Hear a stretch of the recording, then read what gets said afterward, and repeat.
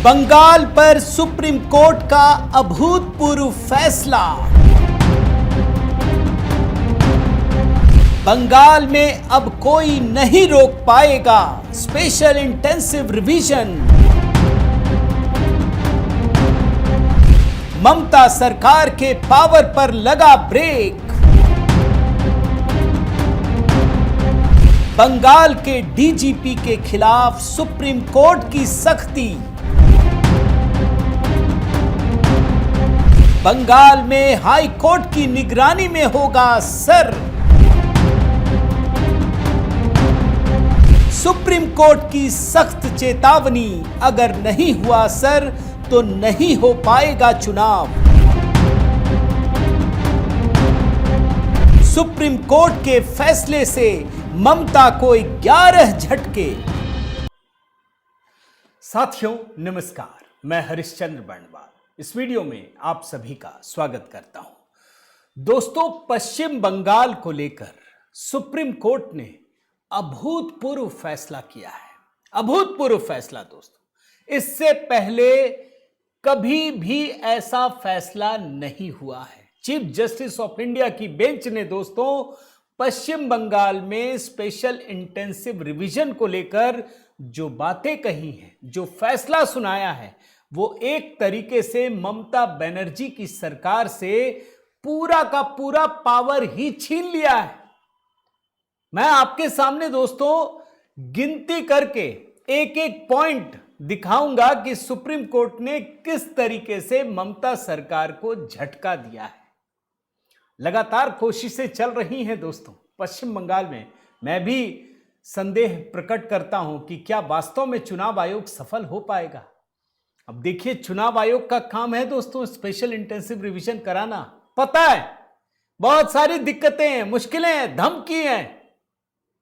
काम ना करने देने के लिए सरकार की पूरी मशीनरी लगी हुई है। अब सुप्रीम कोर्ट ने ऐसा काम किया है दोस्तों, ये जितने भी अधिकारी हैं ना, डीजीपी से लेकर के कलेक्टर तक, डीएम तक, सबके ऊपर समझ लीजिए एक ऐसी अथॉरिटी को बिठा दिया है कि अब कोई चारा नहीं बचा। अब ममता सरकार के पास कोई अधिकार ही नहीं है। और ये जो बार बार सुप्रीम कोर्ट आना पड़ता है ना, उसका भी सॉल्यूशन कर दिया। एक झटके में सुप्रीम कोर्ट ने सारा हिसाब बराबर कर दिया है। अब ये इधर बार बार आने की जरूरत नहीं पड़ी।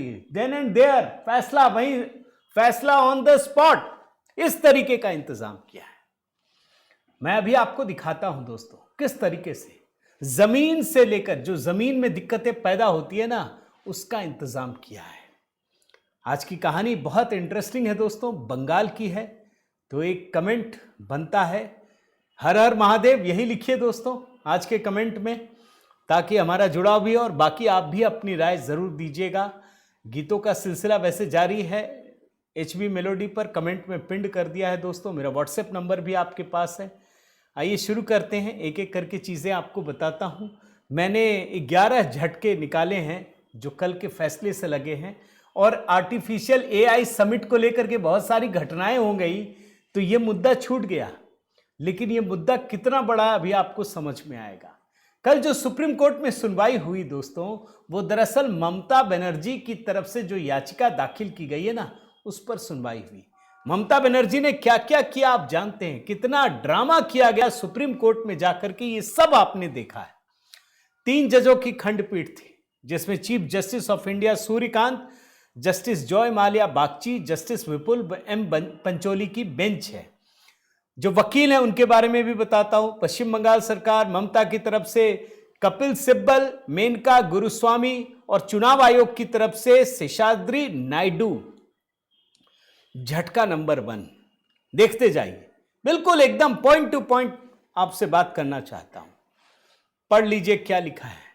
अगर सर पूरा नहीं हुआ तो चुनाव नहीं करा पाएंगे।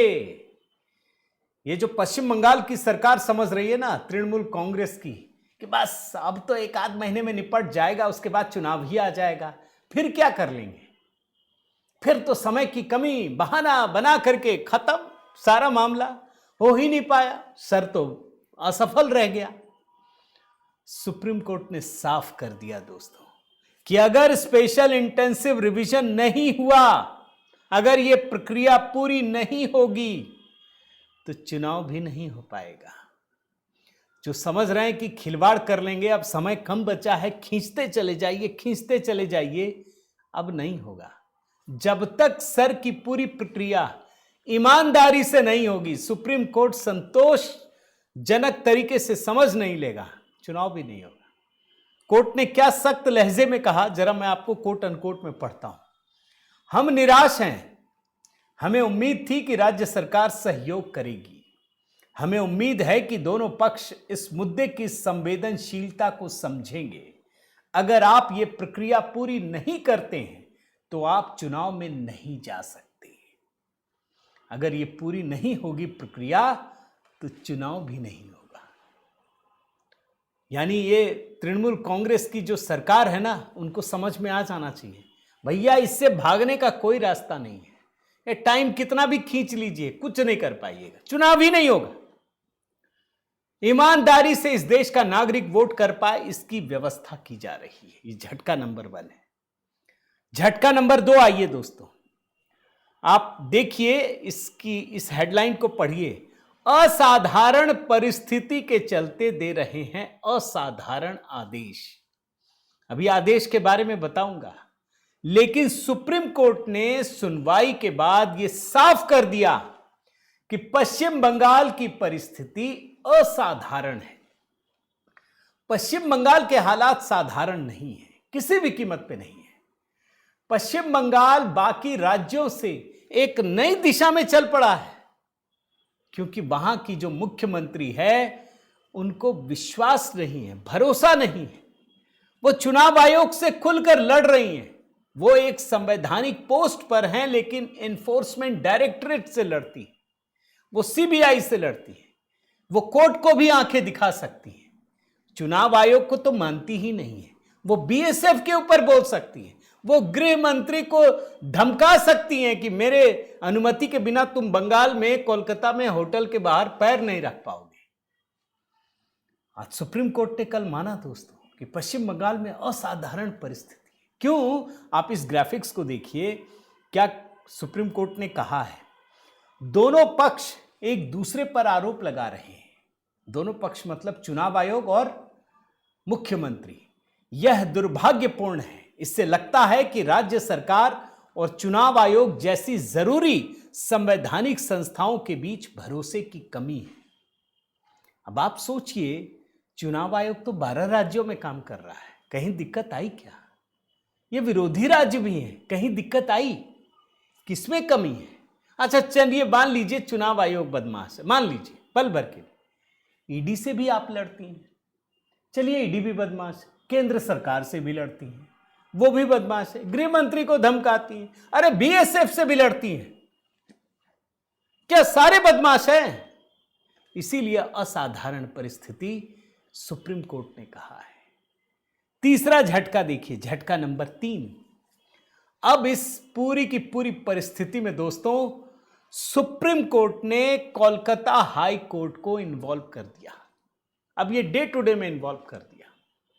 ये समझ गई सुप्रीम कोर्ट कि यह मामला नहीं चलेगा ऐसे। ये रोज रोज यहां से बैठ के दिल्ली से पश्चिम बंगाल में लोकतंत्र ठीक से लागू नहीं हो पाएगा। ये सुप्रीम कोर्ट को समझ में आ गया, चीफ जस्टिस को समझ में आ गया और आदेश दिया गया है दोस्तों। अब कोलकाता हाईकोर्ट के चीफ जस्टिस को यह कहा गया है कि आप मुख्य सचिव, डीजीपी और चुनाव आयोग के अधिकारियों को बुलाइए, जो भी संबंधित पक्ष है चुनाव अधिकारियों का, और बुला करके बैठक कीजिए। अब ये कोर्ट कचहरी से मामला आगे बढ़कर प्रशासनिक रास्ते पर आ गया। ये बात समझिए, मतलब जो काम चुनाव आयोग को करना है उसमें सीधे सीधे हाई कोर्ट को इन्वॉल्व किया गया है। और किस तरीके से इन्वॉल्व किया है आप हैरान हो जाएंगे। यह असाधारण परिस्थिति है दोस्तों। मैं दावे के साथ कह रहा हूं और आप ढूंढ लीजिएगा, मैंने रिसर्च कर लिया, पूरे देश के इतिहास में, आज तक के इतिहास में ऐसा फैसला नहीं आया कि चुनाव आयोग के काम में हाई कोर्ट को डे टू डे वर्क में इन्वॉल्व किया गया हो, चीफ जस्टिस को कहा गया हो। और चीफ जस्टिस के होने का मतलब आप समझते हैं ना, वो ये नहीं पूछेंगे तुम क्या चाहते हो, तुम क्या चाहते हो। सुन लिया और वो आदेश देंगे, हाई कोर्ट आदेश देगा ये करो। किसी की हिम्मत नहीं होगी। ये हाई कोर्ट की निगरानी में एक तरीके से ला दिया गया है पूरी प्रक्रिया को दोस्तों। ये बहुत बड़ी खबर है। ये मुख्य सचिव भाई राज्य के लिए होता है ना, सरकार के लिए होता है ना, ममता सरकार के आदेश को सुनता है ना डीजीपी। अब सीधा हाई कोर्ट की सुनना है, और कैसे सुनना है अभी आपको वो भी दिखाता हूं। झटका नंबर 4। अब काम कौन करेंगे? अब जज करेंगे स्पेशल इंटेंसिव रिवीजन के काम। बड़ा इनको दिक्कत आ रही थी ना कि सर का काम है, चुनाव आयोग ये कर रहा है वो कर रहा है, धमका देंगे। यही कह रही थी ना ममता बनर्जी कि ये तो अभी कर लोगे ना, बाद में क्या होगा जब हमारी सरकार आएगी। अब जज करेंगे काम, धमकाइए। सुप्रीम कोर्ट ने कलकत्ता हाई कोर्ट के चीफ जस्टिस से अनुरोध किया है, ध्यान से सुनिएगा, कि वो जिला जज, एडीजे माने डिस्ट्रिक्ट जज और एडिशनल डिस्ट्रिक्ट जज स्तर के न्यायिक अधिकारियों, बड़े अधिकारी होते हैं दोस्तों, सर के लिए उपलब्ध कराएं। इनमें सेवारत अधिकारियों के अलावा सेवानिवृत्त अधिकारी भी हो सकते हैं। ये सभी वर्तमान या पूर्व जज ऐसे हों जिनका रिकॉर्ड बेदाग हो। मतलब जज भी आप ऐसे सुनिए चुनिए जिनका जो पूरा करियर हो वो बेदाग हो। पीठ ने तार्किक विसंगति सूची में शामिल व्यक्तियों के दावों और आपत्तियों के निपटारे के लिए न्यायिक अधिकारियों की प्रतिनियुक्ति का आदेश दिया है। इसने कोलकाता हाईकोर्ट के मुख्य न्यायाधीश से पश्चिम बंगाल में सर के काम की सहायता के लिए न्यायिक अधिकारियों को मुक्त करने और पूर्व न्यायाधीशों को खोजने के लिए कहा। लीजिए, ये ममता टाल मटोल कर रही थी ना, मेरे पास है नहीं, ये नहीं, वो नहीं। लीजिए, अब जज को लाएंगे, जज करेंगे काम। और जज करेंगे तो कैसे करेंगे भाई? जज ममता की बात नहीं सुनेंगे, जज वही करेंगे जो उनको सही लगेगा। ये जज साहब नहीं कर सकेंगे, और जज साहब से ममता करवा भी नहीं पाएंगी। टांग देंगे जज साहब। जो टीएमसी के लोकल नेतागिरी करेंगे ना, उनको वहीं टांग देंगे। और जज साहब के पास तो बड़ा अधिकार होता है, वो तो वहीं अदालत लेके बैठ जाएंगे। ये पश्चिम बंगाल में हो रहा है दोस्तों। पूर्व न्यायाधीशों को भी खोजने की बात कही गई है। ये झटका नंबर 4 है। झटका नंबर 5। अब सुप्रीम कोर्ट को एक बात समझ में आ गई कि जब हाई कोर्ट न्यायिक अधिकारियों को दे देगा तो भैया पहले से भी लंबित मामले क्या होगा? भाई आप जानते हैं कि कोर्ट में मामले बड़े पेंडिंग रहते हैं। क्या करें? सुप्रीम कोर्ट ने इसकी भी व्यवस्था की है। अब सोचिए, जो काम ममता सरकार को करना चाहिए था वो अधिकारी की जगह वो जज करेंगे, तो जज की कमी होगी ना। सुप्रीम कोर्ट ने कहा है, रिक्वेस्ट किया है कि जब आपके पास बहुत सारे मामले लंबित हैं तो हाई कोर्ट प्रशासन जो है उन्हें संभालने के लिए कोई इंटरिम व्यवस्था बनाए, अंतरिम व्यवस्था, अस्थायी व्यवस्था कुछ बनाइए। लेकिन जो सर की प्रक्रिया है वो नहीं रुकनी चाहिए, उसमें तो चाहिए ही चाहिए। ये 5वां झटका है। छठा झटका देखिए, ये कलेक्टर और एसपी को सुप्रीम कोर्ट ने निर्देश दिया है दोस्तों। बहुत बड़ी बात है। कलेक्टर एसपी को संभालना बहुत मुश्किल है। क्यों? क्योंकि पूरी तरह से यह आरोप लगता है कि वो पॉलिटिसाइज हो चुके हैं, वो टीएमसी के कार्यकर्ता की तरह काम करते हैं। यह आरोप लगता है बार बार और दिखता भी है। अब सुप्रीम कोर्ट ने यह साफ साफ कहा है कि जो कलेक्टर होंगे, एसपी होंगे, हाई कोर्ट द्वारा जो भी जुडिशियल ऑफिसर्स होंगे, उनकी टीम होगी, उसको पूरी मदद कीजिए। जितने भी लॉजिस्टिक सपोर्ट होंगे वो देने जाएंगे। और एक लाइन और पढ़ता हूं, कलेक्टर और एसपी समय समय पर जारी किए जा सकने वाले निर्देशों का पालन पक्का करने के मकसद से डीम्ड डेप्यूटेशन में रहेंगे। यानी हाईकोर्ट जो जुडिशियल ऑफिसर्स को नियुक्त करेगा ना, जजों को, उसके अंडर में रह करके एसपी और कलेक्टर काम करेंगे। डीम्ड डेप्यूटेशन में काम ही बदल दिया गया है कि अब बंगाल में आपको पहले सर ही करना पड़ेगा, स्पेशल इंटेंसिव रिवीजन ही करना पड़ेगा। आप याद रखिए दोस्तों, यह व्यवस्था ऐसी नहीं है कि बस आज कल परसों की हो रही है। इनको भी डर लगता है कि भाई ममता सरकार जब पिछली बार चुनाव जीत कर आई थी तो कैसे खुलेआम नंगा नाच हुआ था, आप याद कीजिए बंगाल में।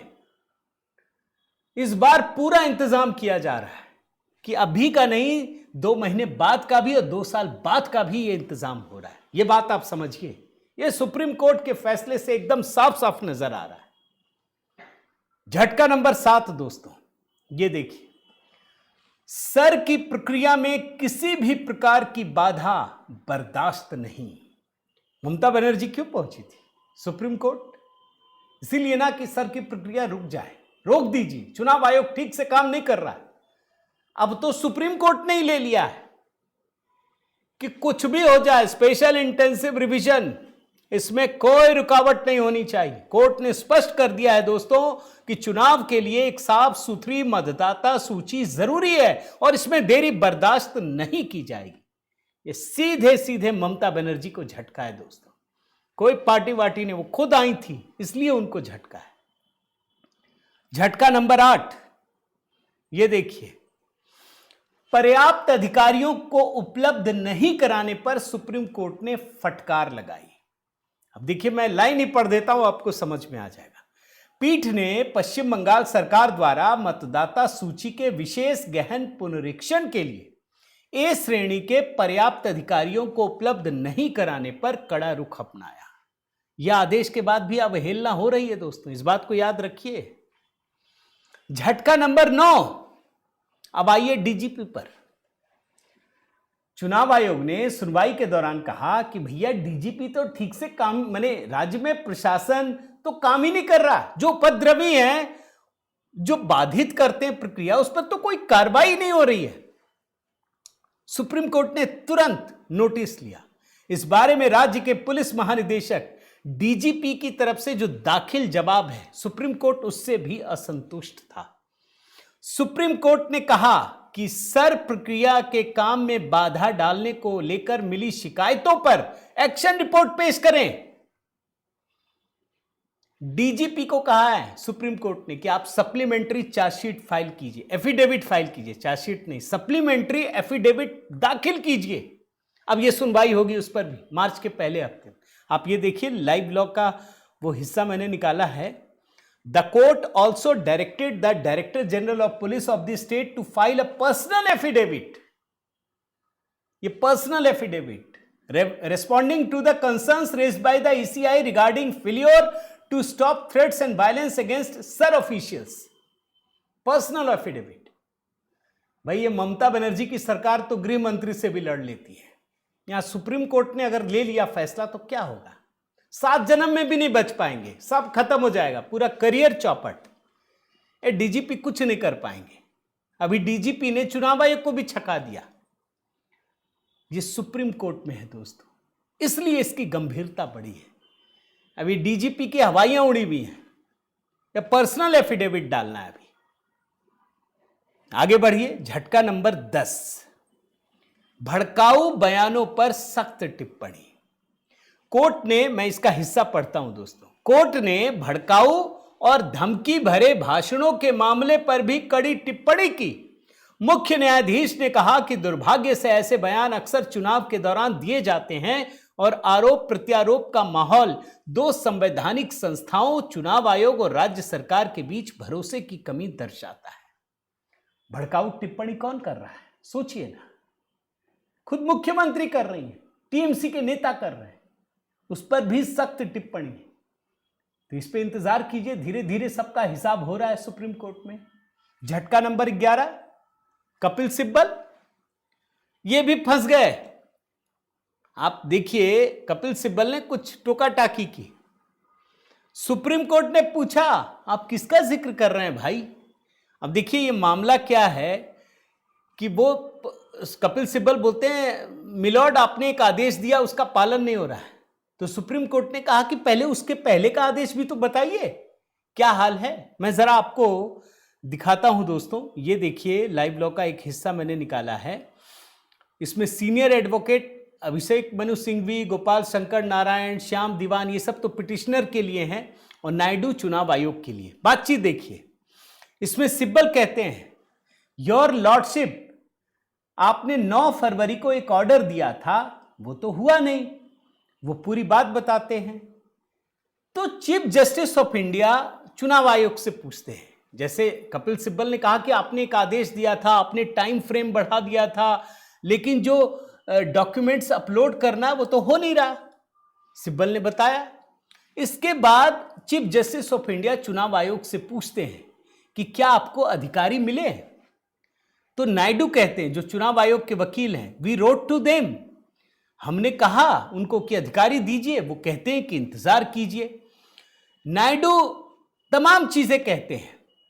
फिर chief justice of India Sibal से कहते हैं, mister Sibal, if this is the communication by state despite our 9 February order, तो सिब्बल कहते हैं हमने ग्रुप बी ऑफिसर्स दिए हैं।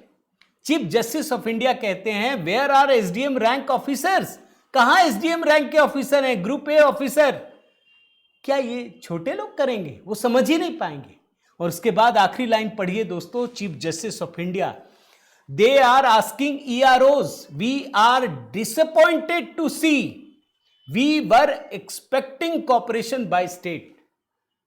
कि सुप्रीम कोर्ट के चीफ जस्टिस ऑफ इंडिया कह रहे हैं कि मैं बहुत निराश हैं, हम लोग बहुत निराश हैं, हम तो देख रहे थे कि इस राज्य सरकार जो सहयोग करेगी वो नहीं दिख रहा है। और जो फाइनल आदेश दिया गया है ना दोस्तों, मैं जरा आपको दिखाता हूं। ये पूरा का पूरा ऑर्डर है, मैंने हिंदी किया है, मैं पढ़ता हूं। Chief justice of India Suryakant, justice Joymalya Bagchi, justice Vipul M Pancholi, quote unquote में पढ़ रहा हूं, ध्यान से सुनिएगा दोस्तों। डॉक्यूमेंट्स की असलियत और वोटर लिस्ट में शामिल करने बाहर करने के फैसले में निष्पक्षता सुनिश्चित करने के लिए, और जैसा कि दोनों पक्षों ने सहमति जताई, हमारे पास कलकत्ता हाईकोर्ट के माननीय चीफ जस्टिस से अनुरोध करने के अलावा कोई और रास्ता नहीं बचा है कि वे मौजूदा न्यायिक अधिकारियों के साथ साथ एडिशनल डिस्ट्रिक्ट जज या डिस्ट्रिक्ट जज के रैंक के कुछ पूर्व न्यायिक अधिकारियों को भी छोड़ दें, माने उनके काम से उनको छोड़ दें, जिनसे लॉजिकल अंतर की कैटेगरी के तहत पेंडिंग दावों पर फिर से विचार करने निपटाने का अनुरोध किया जा सकता है। अब देख रहे हैं, आगे सुनिए। ऐसे हर न्यायिक अधिकारी ईसीआई के माइक्रो ऑब्जर्वर और राज्य सरकार के अधिकारी मदद करेंगे, जिन्हें पहले से ही ऐसे कामों के लिए तैनात किया गया है। हालात बहुत खास होने के कारण जुडिशियल ऑफिसर्स, पूर्व जुडिशियल ऑफिसर्स को सौंपना भी बहुत आम बात है। हमें इस बात का भी पता है कि इसका असर कोर्ट में चल रहे पेंडिंग केस पर भी पड़ सकता है। चीफ रजिस्ट्रार जनरल, डिस्ट्रिक्ट जजों की कमेटी की मदद से उन मामलों को दूसरी कोर्ट में शिफ्ट करने के लिए कोई अंतरिम व्यवस्था कर सकते हैं जिनमें तुरंत राहत की जरूरत है। अभूतपूर्व फैसला है दोस्तों। अब पश्चिम बंगाल में एक तरीके से ममता सरकार से पूरे पावर खत्म कर दिए। अब आप क्या कहेंगे? अब तो हाई कोर्ट कहेगा, हाई कोर्ट बैठक लेना है, चीफ जस्टिस देखेंगे, और सुप्रीम कोर्ट तो है ही, और डीजीपी से भी हिसाब मांगा गया है। लेकिन इस बीच एक और खबर आई दोस्तों कि बंगाल में जो दोषी पाए गए ईआरओ हैं, AERO 270, चुनाव आयोग ने सबको कारण बताओ नोटिस जारी करने का फैसला किया। 270 अधिकारियों को।